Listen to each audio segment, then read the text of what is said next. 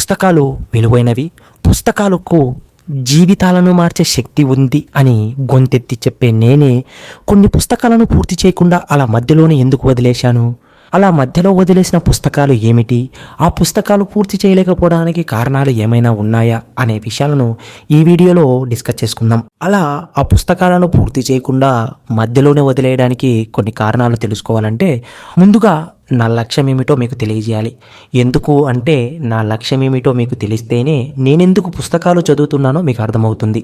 నా లక్ష్యం, నా గోల్ ఏమిటంటే ఫైనాన్షియల్ ఫ్రీడమ్ సాధించాలి. అది ఎప్పుడు సాధించాలి, ఎలా సాధించాలి అనే విషయాల మీద నాకు చాలా క్లియర్గా ఒక ప్లానింగ్ ఉంది. అది ముందు ఒక వీడియోస్ రూపంలో మీకు అందజేస్తాను. సో నేను పుస్తకాలు చదవడానికి ముఖ్యమైన కారణం ఫైనాన్షియల్ ఫ్రీడమ్ సాధించాలి. అందుకోసం నాకు తగినంత జ్ఞానం, ఫైనాన్షియల్ నాలెడ్జ్ ముఖ్యమని నేను తెలుసుకున్నాను. సో అందుకే నేను మొదట్లో చదివిన చాలా పుస్తకాలు అన్నీ ఫైనాన్షియల్ రిలేటెడే పుస్తకాలే. మెల్లిగా మిగతా పుస్తకాలు కూడా అలవాటయ్యాయి.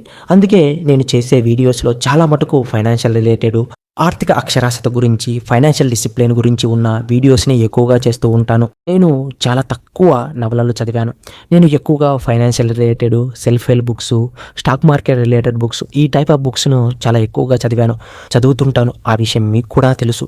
సో అందుకే ఇక్కడ చెప్పబోయే పుస్తకాలు నేను మధ్యలో ఎందుకు వదిలేశాను అంటే ఇక్కడ మీరు గుర్తుంచుకోవాల్సిన విషయం ఏమిటంటే నేను మధ్యలో వదిలేశాను కాబట్టి అవి చెడ్డ పుస్తకాలు అని అర్థం కాదు. అవి నాకు ఉపయోగపడ్డవు అన్న అభిప్రాయంతో మాత్రమే నేను వాటిని పూర్తి చేయకుండా మధ్యలోనే వదిలేశాను, అంతే తప్ప అవి చెడ్డ పుస్తకాలు మాత్రం కాదు. నేను చెప్పేది ఏమిటో మీకు సరిగ్గా అర్థమైందని, అర్థం చేసుకుంటారని ఆశిస్తున్నాను. నేను మధ్యలో వదిలేసిన పుస్తకాల లిస్టు చూద్దామా? ముందుగా పివి నరసింహారావు గారిది ద ఇన్సైడర్, లోపలి మనిషి. ఈ పుస్తకాన్ని నేను ఎందుకు తీసుకున్నాను అంటే పివి నరసింహారావు గారికి 16 భాషలు లాంగ్వేజ్ మాట్లాడగలరు. సో అన్ని భాషలు నేర్చుకోవడానికి ఆయన ఏమైనా చేశారా అన్న కోణంలో ఈ పుస్తకాన్ని నేను తీసుకున్నాను.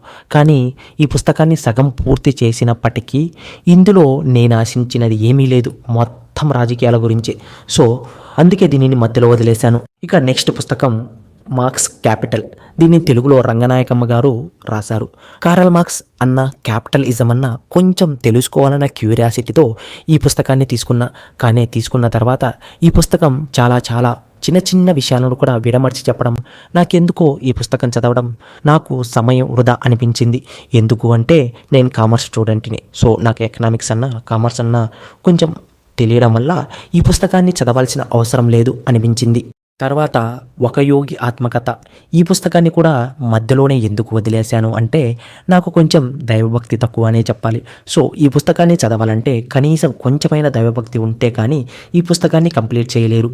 సో నేను కూడా ఇదే కారణంతో ఈ పుస్తకాన్ని కూడా మధ్యలోనే వదిలేశాను. తర్వాత పుస్తకం సర్దార్ వల్లభాయ్ పటేల్ జీవిత చరిత్ర.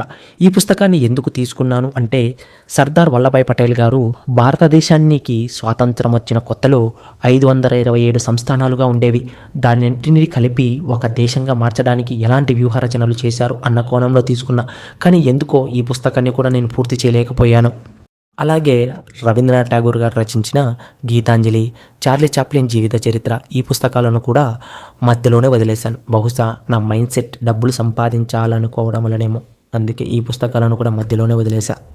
ఇక్కడ మీకు ఒక విషయం చెప్పాలనుకుంటున్నా. అదేమిటంటే ఒక పుస్తకాన్ని చదివే ముందే ఆ పుస్తకం దేనికి సంబంధించిందో తెలుసుకుంటే మంచిది అనేది నా అభిప్రాయం. మీ విలువైన సమయం, డబ్బు, ఎనర్జీ ఏవి వృధా కావు అన్నమాట. ఇంకా స్టాక్ మార్కెట్లకు సంబంధించిన కొన్ని బుక్స్ను కూడా నేను మధ్యలోనే వదిలేశాను.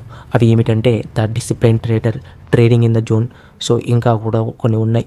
వీటిని ఎందుకు వదిలేశాను అంటే ఇవి ట్రేడింగ్ సంబంధించిన పుస్తకాలు. అందుకే నేను ట్రేడింగ్ వదిలేయాలనుకున్నప్పుడు ట్రేడింగ్ సంబంధించిన పుస్తకాలను కూడా చదవద్దు అనుకున్నా. అందుకే వీటిని కూడా మధ్యలో వదిలేశాను.